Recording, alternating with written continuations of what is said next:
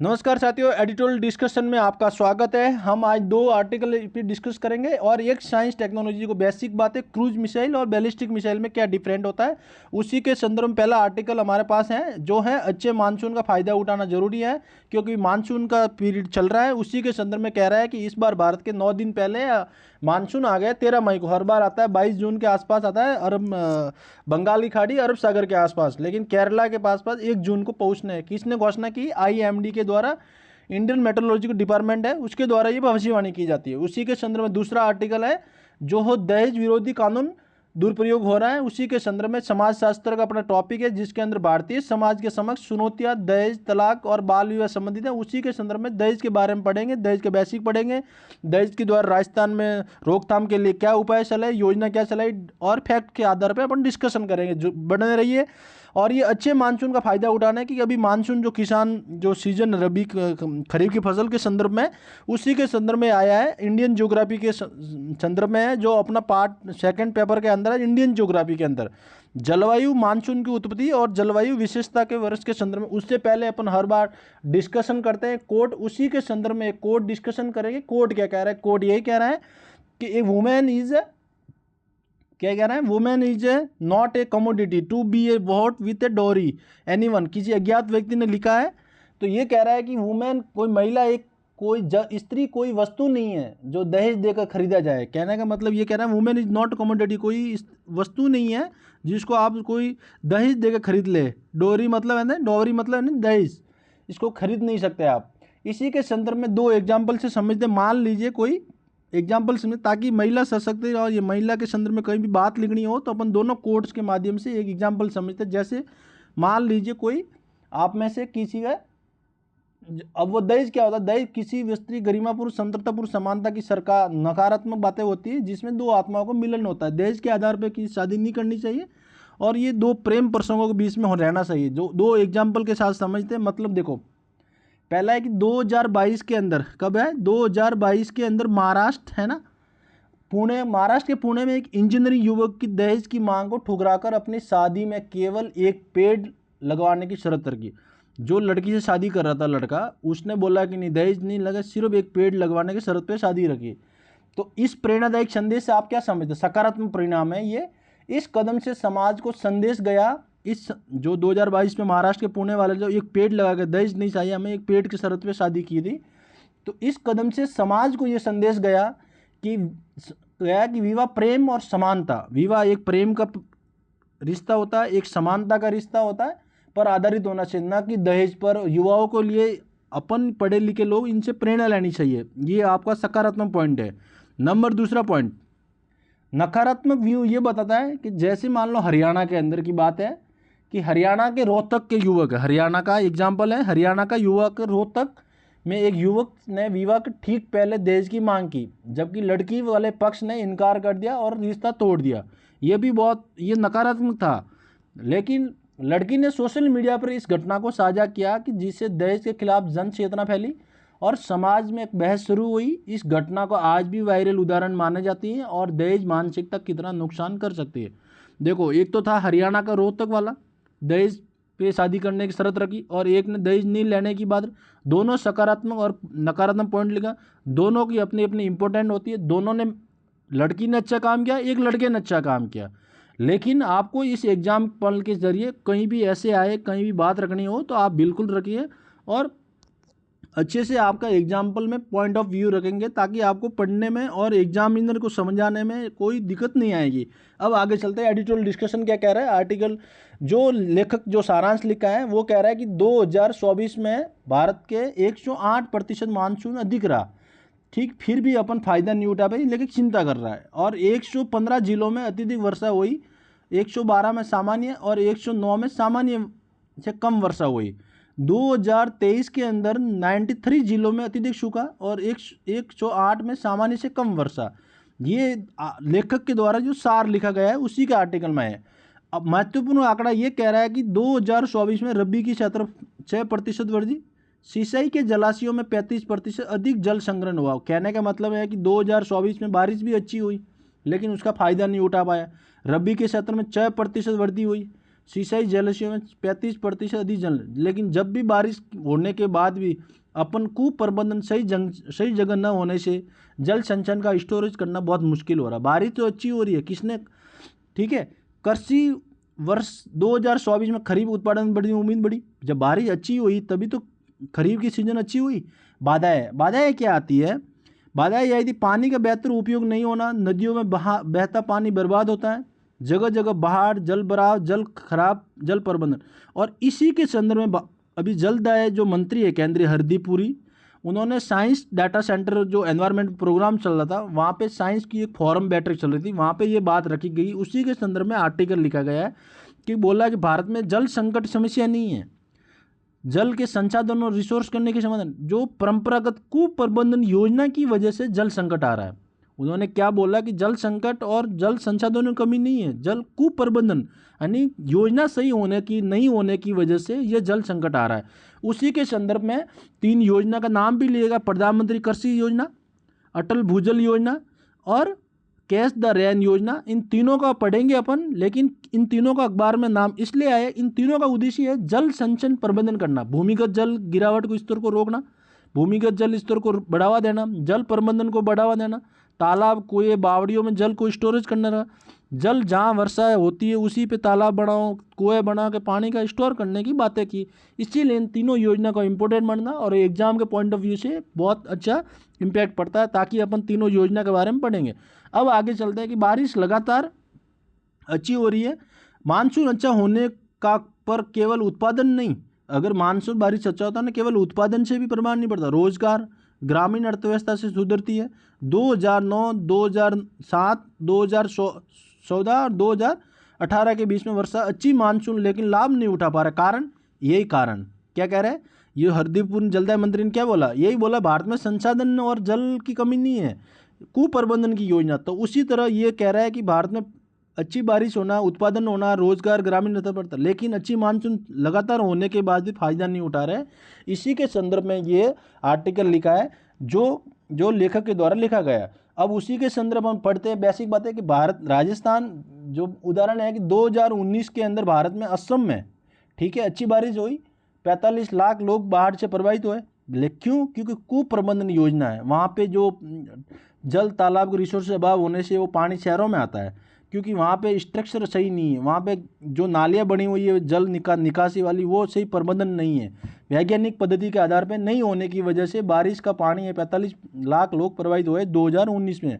2023 की बात करें, राजस्थान के अंदर जल अच्छा हुआ पानी, लेकिन 40% कम वर्षा हुई वहाँ पर, कहीं पर ज़्यादा, कई जिलों में अच्छी बारिश हुई, कई जिलों में 40% से भी कम वर्षा हुई, जिसका नुकसान ये हुआ, सूखा प्रभावित क्षेत्र घोषित होना पड़ा। उदाहरण के लिए बम्बई का एग्जाम्पल लो, तीनों एग्जाम्पल राजस्थान और बम्बई और असम का याद रखना, ताकि आपका ऐसे आए जल संकट के संदर्भ में तो आप तीनों का एग्जाम्पल लिख के बेहतर मार्क्स ला सकते हैं।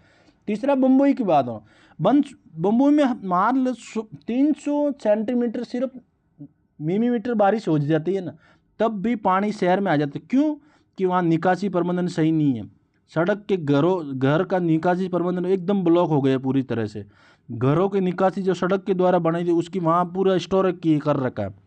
तो इसी वजह से कह रहा है कि बम्बई, राजस्थान और असम, इन तीनों का एग्जाम्पल यही दर्शाता है, कुप्रबंधन योजना की वजह से पानी का अपन जल संकट समस्या का समाधान नहीं खोज पा रहे।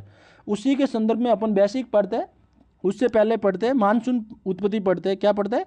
मानसून उत्पत्ति क्या होती है, और ये घोषणा कौन करता है? आईएमडी। आईएमडी मतलब मानसून इंडियन मेट्रोलॉजिकल डिपार्टमेंट। जैसे उन्होंने बोला है कि 1 जून के आसपास केरला के पास पहुंचेगा, तो ये किसने भविष्यवाणी की? इंडियन मेट्रोलॉजिकल डिपार्टमेंट के आधार पर, ये बात याद रखना। अब पढ़ते हैं मानसून की उत्पत्ति। क्या पढ़ते हैं? मानसून उत्पत्ति। मानसून एक अरबी भाषा का शब्द है। क्या है? मानसून एक अरबी भाषा का शब्द है, ये पूरी तरह से याद रखना, ताकि परिभाषा लिखने में आए बड़ा प्रश्न तो आपको ये लिखना है। मानसून 2 नंबर में 5 नंबर जब भी प्रश्न आए। मानसून एक अरबी भाषा है जो मौसम से लिया गया है, जिसका अर्थ है ऋतु। भारत में मानसून मुख्यतः दक्षिणी पश्चिम मानसून से, भारत में सर्वाधिक बारिश होती है वो दक्षिणी पश्चिम मानसून से बढ़ती है, जो अरब सागर के तट के पास टकराकर, और ये इस तरफ, ये जैसे मानसून है भारत है, यहाँ से टकरा के ऊपर जाके ये बारिश करता है। जैसे जैसे ऊपर जाता है तो वर्षा कम होती है। दूसरी शाखा यहाँ बंगाल की खाड़ी में चले जाती है, शेरापूंजी के पास टकरा जाती है, और ये भारत में इस तरफ आती है हवा के बाद में, जब ये धीरे धीरे बारिश यहाँ आके कम हो जाती है। इसीलिए मानसून बोलते हैं राजस्थान में पश्चिमी दक्षिणी पश्चिम से मानसून होता है, लेकिन अरब के जो बंगाल की खाड़ी से आने वाला हवा को बारिश नहीं होती है। क्यों? कि यहाँ से धीरे धीरे आए तो बारिश सोख लेता, जैसे होता है ना वो स्पंज वाला, जैसे मानो पानी से कोई स्पंज भरा, अब यहाँ से बरसा, ज़्यादा बरसा, धीरे धीरे धीरे धीरे गए तो पानी खत्म होता गया। उसी के सिलसिले में ये बात कह रहा है। मुख्य कारण है भूमि समुद्र तापमान अंतर, भारतीय उपमहाद्वीप भौगोलिक स्वरूप, हिमालय पर्वत है ना, जैसे मान लो ये हिमालय है ना, अब ये यहाँ से गया दक्षिणी पश्चिम घाट से अरब सागर खाड़ी से मानसून ऊपर गए, तो यहाँ से बरसते बरसते बरसते बरसते गई यहाँ अरावली सागर। अगर यहाँ टकरा के क्या करिए, ये क्रॉस तो नहीं कर पाया, लेकिन यहाँ बारिश करवा दी। क्यों? क्यों? यहाँ पे वायुदाब था ना, उस वायुदाब का विकास हो रहा था, तो उस वायुदाब से निम्न वायुदाब की पवनें बहती है ना, तो निम्न वायुदाब का विकास होने की वजह से तो यहाँ पे आना, भारत में जब लो प्रेशर विकास होता है ना, तभी बारिश का संभावना भारत में बढ़ती है। जैसे तिब्बत का पठार देख लो, यहाँ पे उस वायुदाब होता है, ये भारत का तट है, यहाँ पे लो प्रेशर होता है, तो उस वायुदाब से निम्न वायुदाब के नीचे आती है, इसीलिए भारत में बारिश हो जाती है। तिब्बत का पठार क्या होता है? ठंडा होता है, और यहाँ पे गर्म होता है, इसीलिए ठंडा से गर्म की ओर हवा बहती है। तो आपको ये एग्जाम्पल याद रखना। अगला point ITCs inter tropical conversion zone के बारे में अपन पढ़ेंगे, क्योंकि टॉपिक अल नीनो दाल नीनो वाले के प्रश्न पिछली बार भी आया था, उसी तरह ना ये भी प्रश्न बन सकता है। मुख्यतः दो भाग होते हैं, दक्षिणी पश्चिमी मानसून भाग जून सितंबर में आते हैं, उत्तर पूर्वी मानसून ये आते हैं। अपन अब पढ़ते हैं मानसून के बारे में कि मानसून जो वर्षा कैसे होती है। देखो पहले वर्षा की प्रक्रिया समझते कैसे होते, ताकि क्या आपकी बेसिक क्लियर हो जाए। मान लीजिए कोई ये तालाब है, क्या है? मान लीजिए कोई तालाब है, ये गर्मी के जल स्रोत में ये मान लो वाष्पीकरण, गर्मी ज़्यादा पड़ी, धीरे धीरे वाष्पीकरण हुआ, ठीक है, तो ये आगे बढ़ा हवा के साथ, तो जल वाष्प बनकर ऊपर उठा। कई बार होता है ना वाष्पीकरण प्रक्रिया, ऊपर उठा, ऊपर उठने के बाद आगे गया, ये कंडक्शन बना, बहुत जमा हुआ है, क्या हुआ? संगणन बना। ऊंचाई के जल वाष्प ठंडा होकर छोटे छोटे जल कणों में बदलती रखी। भाई ऊपर उठे तो नीचे से जब कोई छोटे छोटे कण ऊपर लेके गई हवा जल वाष्पन प्रक्रिया के साथ, तो ये क्या जमा हो गए। अब ये जमा हो गए, बाहर हो गए।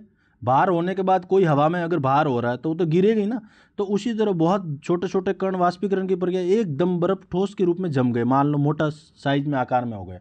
तो बारिश जब फिर बारिश बरसने लगी, अब के कटो नहीं झेल पा रहा, तो वो कि ओला और बर्फ के रूप में धरती पर गिरते गए, तो इसी को बोलते हैं जल। पहले जल वाष्प होगा, फिर बादल बनेगा, फिर बारिश होगा। तो ये है विज्ञान तकनीकी पद्धति के आधार पर ये बारिश होता है, पहला जल वाष्पन, फिर बादल, फिर बारिश होगा। तो ये बेसिक आपको याद रखना।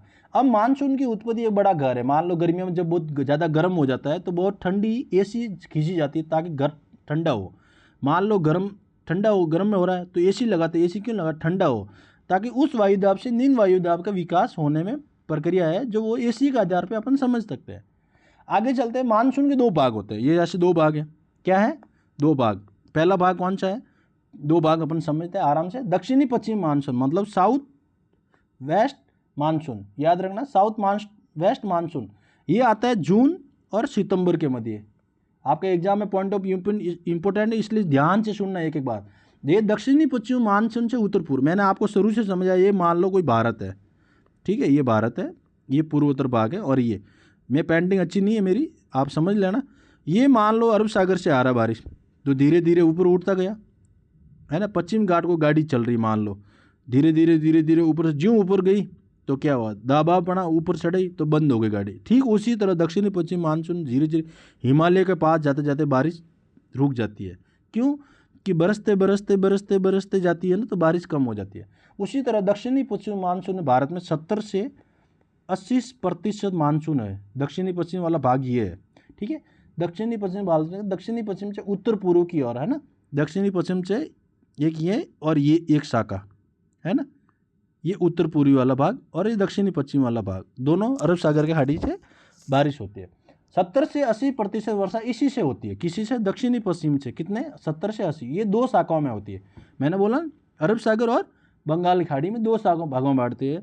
तो बम्बई से केरल के रूप में अरब सागर, और असम के और बंगाल में बंगाल की खाड़ी के दो शाखा में होता है। ये होता है दक्षिणी पश्चिम। तो आपको याद रखना 70% 80% बारिश किससे होती है? दक्षिणी पश्चिम मानसून में।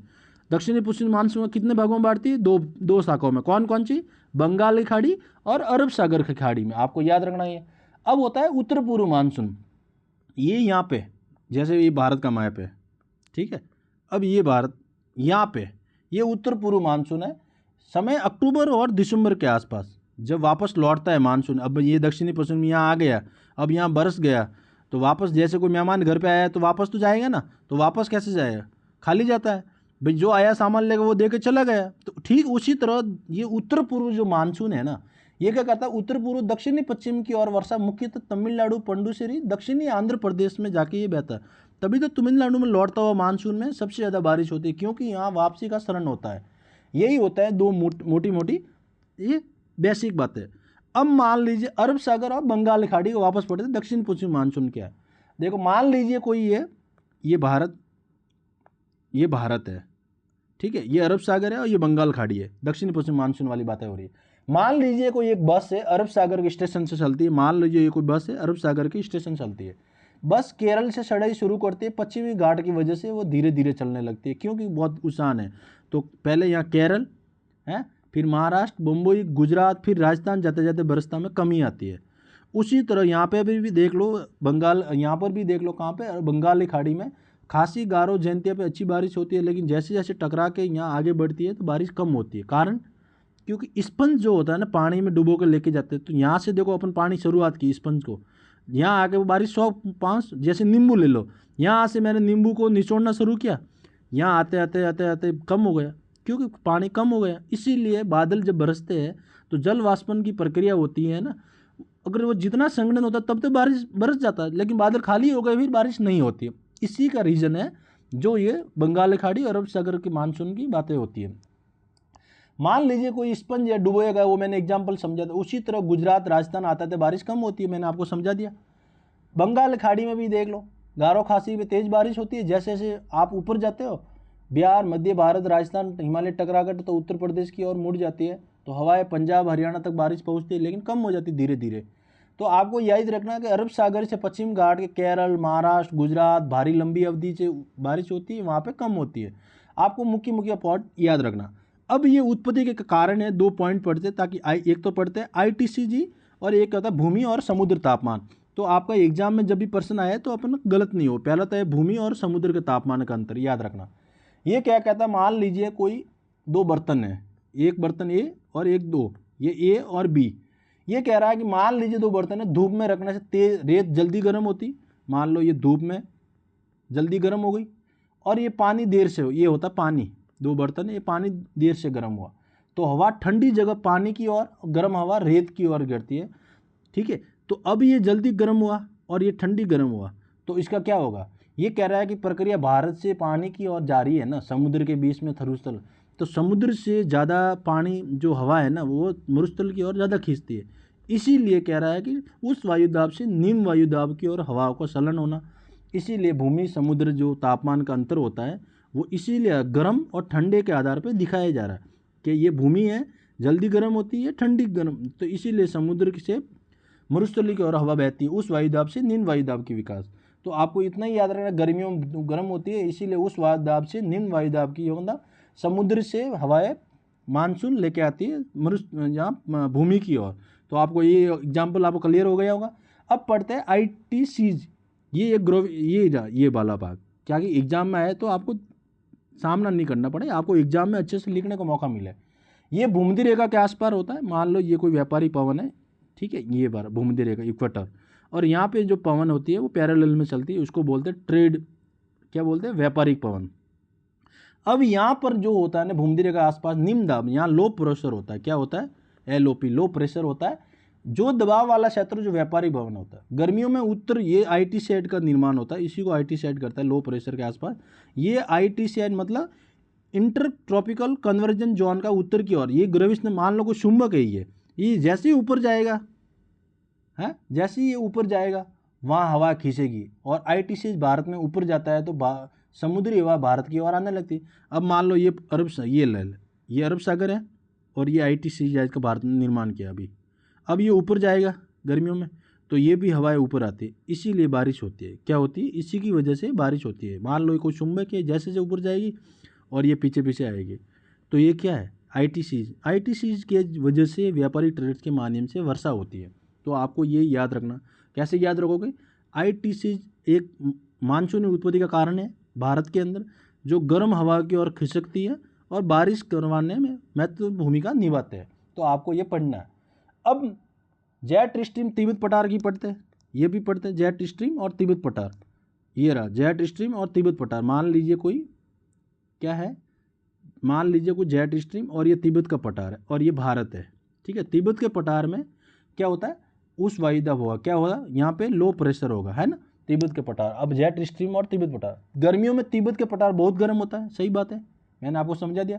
वह भारत के ऊपर बहुत बड़ा लो प्रेशर जोन बनाता है। देखो ये भारत, ये तिब्बत का पठार जो चाइना वाला पार्ट के ऊपर है, भारत के ऊपर है, ठीक है। अब यहाँ पे प्रेशर कितना हाई प्रेशर बना और यहाँ पे कितना लो प्रेशर बना, तो ये हवा ऐसे आएगी। कैसे आएगी? ये ऐसे हवा आएगी। आया समझ में? उसी तरह ये हवा बहती है, मानसून खींचने की मदद करता है और जेट स्ट्रीम पीछे हटती है और मानसून हवाएं ऊपर बढ़ने का मार्ग मिलता है। देख ये जब इधर आता है ना, तो जेट स्ट्रीम जो हवा है वो पीछे हट जाती है और इसी वजह से भारत में बताते हैं कि मानसून भूमि का उत्पत्ति करने में जेट स्ट्रीम जैसी भी धाराएं, पवनों का भी बहुत बड़ा योगदान है। पिछली बार आपका क्वेश्चन आया था एल नीनो या ला नीनो में, दोनों प्रश्न आया था सही। तो उसी तरह की कई ना आईटीसी जेड है, जेट स्ट्रीम तिब्बत का पठार है, ये आईटीसी जेड और ये दक्षिणी पश्चिम मानसून वाले जो बातें बताइए आपको याद रखना। अब आगे चलते हैं, आर्टिकल क्या कहता है कि मान लो 3 योजना बताइए जो इनके बारे में पढ़ते हैं कि भाई योजना क्या कह रहा है। देखो योजना आपके बारे में ये कह रहा है कि मान लीजिए ये 2015 की योजना है। कौन सी है? 2015 के मानसून अच्छा हो रहा है। मैंने आपको समझा दिया पूरे बेसिक। मानसून अच्छा होने फायदा क्यों नहीं उठा रहा है? क्योंकि अपनी कुप्रबंधन नीतियों की वजह से। तो 2015 में योजना आई थी, उद्देश्य था हर खेत में पानी, जल संरक्षण, जल संचयन और बेहतर सिंचाई तकनीक के आधार पर ये लाया गया था। लेख कह रहा है कि इस योजना का तो अपेक्षित योजना परिणाम नहीं है, लाई गई लेकिन उतना काम नहीं कर पाया जितना अपना उद्देश्य बनाया था। लक्ष्य आधारित कार्य नहीं होने से क्रियान्वयन में लापरवाही हुई। ये आपका चुनौती पॉइंट लिखना है। सुझाव क्या कह रहा है कि हमें जिला स्तर पर मॉनिटर करना जरूरी है, ग्राम स्तर पर लक्षित कार्य को जोड़ना। देखो ये 2015 में लाई गई थी, हर खेत का पानी और पानी का एक बूंद बूंद अधिकतम उपयोग लिया जा सके, इसका काम ये था। मोर क्रॉप पर ड्रॉप के आधार पर इसको लाया गया था। इसका मुख्य विशेषता थी कि सिंचाई अवसंरचना का विकास, छोटी सिंचाई योजना, नहरों का पुनर्विकास, जल संरक्षण, जल संग्रहण क्षेत्र विकास में rain water harvesting, micro irrigation, drip agriculture को बढ़ावा देने के। राजस्थान जैसे सूखा प्रभावित क्षेत्रों में सिंचाई को बढ़ावा देना, जैसे डार्क जोन राजस्थान कौन सा है, सीकर झुंझुनू वाले में ये योजना काफ़ी हेल्पफुल रहती है। अब अगली योजना है अटल भूजल योजना। क्या है अगली योजना? अटल भूजल योजना। ये कह रही है कि अटल भूजल योजना इसलिए लाया गया था कि भूमिगत जल स्टोरेज को रोकना। जैसे ये लाया गया था 2019 में, यह याद रखना पहला पॉइंट। भारत सरकार ने 50% और 50% जो साझेदारी विश्व बैंक और भारत सरकार का, अभी 2019 से 2024-25 में 6000 करोड़ रुपये का बजट रखा। उद्देश्य था भूजल स्तर को रोकना, गिरावट को, और सामुदायिक भागीदारी को भूजल प्रबंधन बना। ये राजस्थान में, पूरा भारत में शामिल है, उसी तरह राजस्थान में भी लागू है। उसी तरह एक सामुदायिक, इसका मुख्य बिंदु है कि एक तो कम्युनिटी लोगों को जोड़ना। इसमें क्या लगा? कम्युनिटी लोगों को जोड़ना, ठीक है ना, कम्युनिटी, CMO, कम्युनिटी लोगों को जोड़ना। अब ये कह रहा है कि भूजल को डाटा साझा करना, जल बजट को बनाना, जागरूकता फैलाना, ये वाली बातें करता है। तो ये है अटल भूजल योजना, जो इस आर्टिकल में जो बातें लिखी है। इसी तरह याद रखना आपको, ये राजस्थान में जो 7 राज्य हैं, उसी में राज्यों भारत में 7 राज्य और 80 जिलों में शामिल है। लेख में सरसा इस योजना सकारात्मक संकेत है, परंतु सभी जिलों में नहीं पहुंचने की वजह से बड़ी चुनौती है। हर जिले में इसे विस्तार देने की आवश्यकता है, स्थानीय भागीदारी बढ़ाना देना। अब आगे चलते हैं कि कैच द रेन जो अभियान 2024 में चलाया है, जबकि ये योजना लाई गई 2021 में। कब लाई गई? 2021 में, याद रखना। ये प्रारंभ 2024 में की गई। कब की गई? 2024 में प्रारंभ की गई थी। कार्यक्रम थीम जो जल ही जीवन, वर्षा जल संचयन में समृद्धि की बात करता है। अभियान की अवधि मार्च 2024 में जून 2024 में अभियान चलाया गया। कवरेज था सभी जिलों के ग्राम पंचायत, सभी जिलों में ग्राम पंचायत, ठीक है ना। ग्राम पंचायत की संपर्क भागीदारी, जन भागीदारी, प्रशासन, ये कम्युनिटी और पीपल कम्युनिटी की बातें करता है इसमें, ठीक है ना। और प्रमुख गतिविधियों की बताया, वर्षा जल संग्रहण, जल संरचना को निर्माण, टैंक, कुआं, सफाई, वर्षा मरम्मत, जल जागरूकता अभियान। तो आपको ये बातें याद रखनी, ताकि ये पूछा गया इस बार करंट अफेयर में है, तो कहीं आपको 2 नंबर या 3 नंबर में पूछे तो आपको इस तरह बातें लिखनी है। अब ये कैश दर है, उद्देश्य वर्षा जल संचयन को बढ़ावा देना, क्या था 2021 में लाया गया था, यानी वर्षा जल जो संचयन हो रहा है ना उसको बढ़ावा देना। मतलब कैच द रेन, मतलब where it falls, when it falls, जहाँ पानी गिर रहा है उसको, पानी को वेस्ट नहीं गिरने देना, स्टोरेज करना। सतहों पर रेन वाटर हार्वेस्टिंग यूनिट लगवाना, पुराने कुएं, तालाब, बावड़ियों को पुनर्जीवन करना, मनरेगा आदि योजना को जोड़कर ग्रामीण। इस योजना को अधिकतम लाभ मिलने की संभावना। बुंदेलखंड क्षेत्र स्कूलों में, सरकारी भवनों में वर्षा जल संचयन की व्यवस्था की गई है। अब आगे चलते हैं, उससे पहले अपन और पढ़ते हैं कि भाई वर्षा अच्छी होती है ना तो सकारात्मक प्रभाव क्या पड़ता है। मान लो वर्षा अच्छी होती है ना तो क्या होता है, एक तो एग्रीकल्चर में फायदा होता है। एग्रीकल्चर में कुल जीडीपी का 55% कृषि मानसून पर निर्भर है, ठीक है। तो अच्छी पैदावार होता है, जैसे खरीफ की अच्छी हुई 2024 में 6% वृद्धि हुई। उसी तरह जल संसाधन को स्टोरेज करना आसान है, जल चाहे नहरें, जल पुनर्भरण, है ना, इन बातों। तीसरा पॉइंट लिखता है वर्षा अच्छी होती है तो ऊर्जा, जल विद्युत परियोजना मानसून पर अधिक निर्भर करना पड़ता है। चौथा पॉइंट ये कहता है इकोसिस्टम बनाने में अच्छी भूमिका होती है, जैसे मानसून की वनस्पति, जैव विविधता, वन्य जीवन पनपना। अर्थव्यवस्था जीडीपी में क्रय शक्ति बढ़ती है। तो आपको ये कृषि याद रखना पॉइंट, कृषि, जल संसाधन, ऊर्जा, पारिस्थितिक और अर्थव्यवस्था। सबसे बड़ी समस्या क्या है, चैलेंज क्या है भाई बारिश को, चैलेंज क्या है इंडिया के अंदर, चैलेंज है एक तो असमय अनियमित वर्षा, भाई बारिश जो फिक्स पैटर्न नहीं है, कभी ज़्यादा कभी कम होता है। बाढ़ जैसी समस्या आ जाती है, क्योंकि कैचमेंट एरिया अच्छा नहीं होने की वजह से, सुव्यवस्थित वैज्ञानिक प्रबंधन अच्छी नहीं होने की वजह से समस्या आ रही है ना। तो आपको 2 पॉइंट याद रखना। तीसरा पॉइंट क्या कह रहा है, तीसरा पॉइंट कह रहा है सूखा प्रभावित क्षेत्र राजस्थान, बुंदेलखंड, है ना, ये सबसे बड़ा चैलेंज है एक तो पानी का, ठीक है ना, सूखा प्रभावित क्षेत्र, ये याद रखना। चौथा पॉइंट कौन सा है, चौथा पॉइंट शहरी जो अर्बन, जो मैंने कैचमेंट एरिया अच्छे नहीं होने से बम्बई, असम में बाढ़ आ गई है और बम्बई में भी 300 मिलीमीटर वर्षा होती है, सड़क पे पानी इकट्ठा हो जाता है, आवागमन बाधित हो जाता है। ट्रांसपोर्ट बाधित है भाई, ट्रांसपोर्ट बाधित हो, ज़्यादा बारिश होती है तो ट्रेड रुक जाता है। स्वास्थ्य संकट बढ़ जाती है, अनेक मलेरिया, डेंगू, जन्मजात जैसी बीमारियाँ बढ़ती है। अब मान लो आगे चलते हैं, अपन दूसरा आर्टिकल पढ़ते हैं जो दहेज के रूप में। दहेज क्या कहता है, न्यूज़ का सार क्या है, दहेज के मामले में न्यूज़ का सार यही, क्रूरता शब्द का प्रयोग। ये कह रहा है कि 1991 में जब तलाक हो गया तो पुलिस के द्वारा जो एफआईआर की वो क्रूरता नहीं थी, वो क्रूरतापूर्ण व्यवहार किया। उसकी बहनों को भी शामिल किया, परिवार वालों को फर्जी में शामिल किया, पति को भी शामिल किया है। तो ये क्या है, पुलिस के द्वारा भी जो एफआईआर की वो भी क्रूरतापूर्ण में आता नहीं, मतलब फर्जी। आईपीसी धारा अपन आगे पढ़ेंगे, ये क्या कहती है, दहेज की धाराओं गलत उपयोग हो रहा है, दूर के रिश्तेदारों को अलग रह रहे, बहनों को भी आरोप में बनाएगा। ये इसी लेखक में चिंता जताई है। 1999 वाला मैंने बोला 1 साल हो गया फिर भी इस तरह। ये 95% विवाह के दहेज लेने में सामान्य से बात है, सार्वजनिक लोग ले रहे, 95% दहेज सार्वजनिक लोग रह रहे। जिस शादी में हो रही है वहाँ पे दहेज दे रहे हैं, वहाँ पे बड़े बड़े प्रशासन अधिकारी पार्टियाँ करके आते हैं और वो ही बताते हैं कानून गलत हो रहा है। कानून महिला की रक्षा करने हेतु दुरुपयोग उद्देश्य से विपरीत प्रभाव पड़ता है। पुलिस और वकीलों को विवेकपूर्ण कार्य करना चाहिए। ये लेखक कह रहा है कि भाई कानून का अगर दुरुपयोग हो रहा है तो पुलिस और वकील विवेकपूर्ण कार्य करना चाहिए। और महिला पे मानसिक रूप से प्रभावी, शारीरिक सामाजिक रूप से प्रभावी पड़ता है। पीड़िता के साथ आरोपी के प्रति निष्पक्ष रवैया को अपनाना चाहिए। तो आपको इस तरह ये जो है, अब पढ़ते हैं एनसीईआरटी में इसके बारे में क्या लगेगा। 10वीं और 12वीं जो सामाजिक विज्ञान की अपनी पुस्तक है एनसीईआरटी में, उसके बारे में क्या लिखा। दहेज वह संपत्ति है, वस्तु, नकद या उपहार जो विवाह के समय पर पक्ष को वधु पक्ष के द्वारा प्रत्यक्ष अप्रत्यक्ष, यह आपको परिभाषा लिखनी है कि दहेज वह संपत्ति, वस्तु, कैश, गिफ्ट के विवाह के समय किसी दूल्हे के पक्ष को वधु पक्ष द्वारा प्रत्यक्ष अप्रत्यक्ष रूप दी जाती है, उसको बोलते हैं दहेज। मान लो आप में से शादी हो रही है, किसी लड़की के द्वारा आपको दहेज दिया गया तो इसको बोलते हैं दहेज। हमें एक सामाजिक कुरीति है, इसको दर्शाया गया स्त्री मानसिक, शारीरिक, आर्थिक शोषण को जन्म देती है। दहेज के कारण बाल विवाह, कन्या भ्रूण हत्या, घरेलू हिंसा जैसे समस्या उत्पन्न होती है कि भाई मान लो कोई गरीब परिवार को उसको दहेज देना पड़ता है तो वो क्या करता है, सामूहिक विवाह में है, या फिर वो कम उम्र में विवाह कर लेता है, क्योंकि बोझ बढ़ता है, उसके बाद पैसा नहीं होता है, तो वो समाज में रहता है। समाज में अगर प्रतिस्पर्धा इस तरह बढ़ जाए दहेज प्रथा, तो कितने लोग बर्बाद हो रहे हैं आपको ही पता है। महत्वपूर्ण बातें क्या है, दहेज लेना केवल विवाह के समय नहीं बल्कि विवाह के बाद भी ले रहा है तब भी इसको दहेज माना जाएगा। ये अभी तक 4 बार संशोधन हुए हैं। 1961 में आया था पहला एक्ट, 1984, 1986 और 2086 के बाद में आया।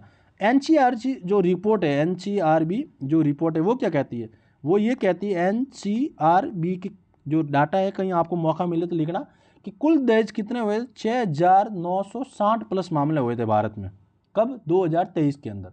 उनमें से 1.3 लाख मामले आईपीसी धारा 498 की धारा के तहत लाया गया था। लेकिन प्रतिदिन कितना, प्रतिदिन 20 महिला दहेज को कारण मारी जाती है। प्रतिदिन एनसीआरबी के प्रतिदिन दहेज की वजह से महिला की हत्या हो रही है। तो उसी के सिलसिले में ये डाटा है। अब राजस्थान भी दहेज प्रथा बहुत बड़ा एक क्रिमिनल राज्य में आता है। उसी तरह बहुत सारे राज्य भारत में भी बहुत सारे प्रावधान किए हैं। उसी तरह जो दहेज प्रथा के बारे में पढ़ते हैं अपन, ये क्या कह रहा है कि मान लीजिए कोई क्या है कि दहेज क्या कह रहा है, देखो मैं समझा रहा हूँ। दहेज आपको याद रखना, दहेज 1961 में जब लाया गया था ना, उनका मकसद क्या था, उनका मकसद था दहेज कि मान लीजिए कोई रीना की शादी हुई, उनके ससुराल वालों ने 5 लाख गाड़ी की मांग की, तो 1961 के कानून के अनुसार दहेज का मामला और ससुराल वालों पर केस किया जा सकता था सिर्फ। अब उसके रिश्तेदार जितने भी शामिल है, अगर कोई गाड़ी मांग रही है तो उसके बुआ, मौसा, बहन, तो उनके सभी पे शामिल किया। वो है 2000 घरेलू हिंसा अधिनियम 2005 के तहत इसको एक्सटेंड किया गया, एक कदम आगे बढ़ाया गया। तो शादी से पहले या शादी के बाद में दहेज किसी रूप में कानून रूप से तौर पर मना है, ठीक है। और उसकी सज़ा कितनी है, 5 साल की सज़ा। कितनी, 5 साल की सज़ा है, याद रखना, ये रहा 5 साल की सज़ा। अब मान लो घरेलू हिंसा अधिनियम 2000 संरक्षण अधिनियम, इसी की बात करें अपनी कानून की। ये कह रहा है कि ये कानून महिला घरेलू हिंसा, शारीरिक, मानसिक, यौन, आर्थिक, मौखिक आदि संरक्षण को देता है। इसके अंदर बहुत सारे बड़े बड़े सब परिभाषा क्या है, जैसे शारीरिक, फिजिकल, मेंटल है, यौन, सेक्सुअली है, आर्थिक और मौखिक, इन शब्दों को सभी को शामिल करके ये बोला कि घरेलू हिंसा महिला का संरक्षण अधिनियम 2005 के तहत है। ये सिर्फ ससुराल पे नहीं, इसमें सास, ननद, मैंने बोला ना इसके एक टर्म और बढ़ा दिया, ये ससुराल पे डिपेंड था, लेकिन इसमें ननद, सास और किसी भी घरेलू रिश्तेदार व्यक्ति शामिल हो सकते हैं। इसमें प्रोटेक्शन ऑफिसर की नियुक्ति होती है पीड़िता की मदद के लिए। इस 2005 के अंदर ये पीड़िता की महिला को, मान लो कोई आप में से, मान लो रीना ही है, रीना की शादी हुई, अब उसको प्रोटेक्शन दी, उस घर में रह सकती है वापस। 2005 के महिला एक्ट के अधिनियम के घरेलू हिंसा अधिनियम, उस घर में रहने के लिए भोजन की व्यवस्था, खान पान की व्यवस्था, ये सरकार मुआवजा कराने के लिए उस घरेलू के जो पति है उसको जिम्मेदार बताया जाएगा, उसकी सैलरी में से काटा जाएगा घरेलू हिंसा के मामले में। तो ये प्रोटेक्शन ऑफिसर की नियुक्ति है, पीड़िता की मदद करी जाएगी, उस घर में रहेगी, भरण पोषण और मुआवजा मिल सकता है, ठीक है। तो ये आधार है, आपको इस तरह याद रखना। एक कहानी की स्टोरी रूप में रीना का एग्जाम्पल देके समझाया, तो आपको इतना ही याद रखना कि 2 अपने एक्ट है, और अपने एक्ट कानून के अंदर एग्जाम में इंपॉर्टेंट है। ये 1961 में आया, कब आया, 1961 में, याद रखना ये बात, ये 1961 में आया और ये 2006 में आया, लेकिन घरेलू हिंसा अधिनियम है, ठीक है। उसके बाद ये प्राकृतिक रूप क्रिमिनल है, और ये नागरिक, सिविल और क्रिमिनल दोनों में शामिल है। मुख्य उद्देश्य क्या है, दहेज की मांग लेना और दहेज की मूर्तियों को रोकथाम। इसमें क्या है, महिला घरेलू हिंसा सुरक्षा भी प्रदान है। लाभार्थी क्या है, केवल विवाहित महिला, लेकिन इसमें विवाहित है, अविवाहित, लिव इन पार्टनर है, उसके बहन, ननद, सास, सबको शामिल किया। उत्तरदायी व्यक्ति क्या है, पर ससुराल वाले है ना, इसमें ससुराल, लिव इन पार्टनर सबको शामिल किया। क्या अपराध संज्ञा, कॉग्निजेबल, नॉन कॉग्निजेबल, इसमें नॉन कॉग्निजेबल, लेकिन मजिस्ट्रेट आदेश के कार्यवाही के संभव है। अपराध का प्रकार, ये दहेज की मांग, दहेज मूर्तियों, यहाँ पे शारीरिक, मानसिक, मौखिक, यौन, आर्थिक, ये सब आपको लिखना है। दंड, न्यूनतम 5 वर्ष, सजा जुर्माना, दंड नहीं बल्कि राहत आदेश देने जैसे संरक्षण कार्य किए गए, जैसे घर में रह सकती है, घर में रहेगी तो भरण पोषण दे सकती है ना, इस तरह। न्यायिक मंच, आपराधिक अब न्यायालय है ना, फास्ट ट्रैक कोर्ट माध्यम से, अपराधी, criminal, magistrate, family court, civil court जैसे में, सुरक्षा व्यवस्था, पुलिस कोर्ट के निर्भर होगी, प्रोटेक्शन ऑफिसर है ना, ये रहा, महिला संरक्षण है प्रत्यक्ष रूप से और प्रत्यक्ष रूप से परिवार भरण पोषण सब। तो आपको ये याद रखना है सारा बातें। अब आगे चलते हैं, धारा 498 क्या है। ये आईपीसी की धारा के तहत लाई गई, 1983 जो अधिनियम था उन्हीं के तहत इसको जोड़ी गई थी। ये कहती है पति या उसके रिश्तेदार महिला के साथ क्रूरल्टी मतलब क्रूरता के लिए दंडनीय धारा शामिल की है, मानसिक शारीरिक प्रताड़ना दोनों शामिल है। गैर जमानत नॉन किग्नेबल और कॉग्निजेबल दोनों अपराध शामिल है इसमें। ये आपको ये प्रश्न दिया है, दहेज निषेध अधिनियम घरेलू हिंसा अधिनियम 2005 के तहत, जिसको तुलनात्मक अध्ययन करके आपको समझाना है। ये आपको मोटा मोटा आपको याद रखना कानून के तहत। अब आगे चलते हैं, क्या अपन क्रूज मिसाइल बैलिस्टिक मिसाइल के समझने से पहले अपन एक दहेज पढ़ते हैं कि राजस्थान में दहेज रोकने के लिए क्या क्या हुआ। देखो, राजस्थान में बेटी बचाओ बेटी पढ़ाओ है, बाल विवाह महिला शिक्षा। भाई सामाजिक पे दहेज के सामाजिक पे क्या प्रभाव पड़ेगा, ये आपको पॉइंट लिखना है। पहला है बाल विवाह और महिला शिक्षा नकारात्मक प्रभाव, ये पहला पॉइंट। दूसरा, लिंग अनुपात और गिरावट बात, मानसिक शारीरिक उत्पीड़न। जैसे सीकर जिले में 9 दहेज विवाह समारोह सामूहिक तौर पर पंचायतों ने आयोजित किया है। 9 दहेज, याद रखना, 9 दहेज विवाह समारोह कहाँ पे किया हुआ है, सीकर जिले में। कोटा में महिलाओं द्वारा दहेज के खिलाफ कसम अभियान चलाया गया, जहां नवविवाहित से ने शादी के तुरंत बाद एफआईआर दर्ज करवाई। कौन सा, दहेज के खिलाफ कसम अभियान चलाया कोटा में, और 9 दहेज विवाह समारोह चलाया है सीकर में। तो आपको ये याद रखना है। उसी तरह आपके टॉपिक में चैलेंजेस लिखा हुआ है, दहेज अधिनियम के तहत जो आते हैं चैलेंज कि भारतीय समाज शास्त्र में किन मुद्दों में समय चैलेंज है, तो ये उसी के पार्ट है। देखो, प्रवर्तन की कमजोरी, ये बहुत वीकनेस है, इम्प्लीमेंट करने में बहुत ज़्यादा कमजोर वीक है, टाइम पे इसकी कोई एफआईआर नहीं कर पाता, न लिखवाता है तो दबाव में आके वापस कैंसिल करवा लेता है, इसी के संदर्भ में बात कह रहा है। दूसरा है सांस्कृतिक बाधा है कि दहेज के आज भी कई स्थानों परंपराएं सम्मान का प्रतीक मानते हैं। ये कह रहे हैं अगर मैंने नहीं दिया तो मुझे समाज में जीना हराम हो जाएगा। ये अपने आप को सम्मान का प्रतीक मानते हैं और परंपरा को मान के चलते हैं। ये अधिनियम का दुरुपयोग होता है कैसे, जो अभी जो 1999 का जो केस है ना, कि पुलिस ने सभी परिवार को शामिल कर दिया उस महिला के कहने पे, और 1999 केस में ये पता चलता है कि ये फर्जी केस थे, तो कोर्ट द्वारा टिप्पणी की क्रूरता नहीं, ये क्रूरतापूर्ण कार्य किया है। कुछ मामले में देखा गया झूठे मुकदमे दर्ज हुए। पीड़ित सामाजिक दबाव, चौथा पॉइंट क्या है, पीड़ित सामाजिक दबाव बनाया जाता है, विवाह के बाद और घर की इज्जत बनाए रखने के लिए उस पर दबाव बनाया जाता है। अधिकारी की ट्रेनिंग में कमी होती है। भाई जो अधिकारी होता है उनकी जो दहेज प्रथा कानून जो इम्प्लीमेंट करने के लिए कार्य करने की अथॉरिटी दी गई, उस अथॉरिटी के अनुसार काम नहीं करता है, क्योंकि उसके पास इंस्ट्रूमेंटेशन नहीं होता है। कई बार केस की जो गवाही मांगते हैं वो समय पे नहीं मिलती है, तो बहुत सारे ट्रेनिंग में कमी होती है।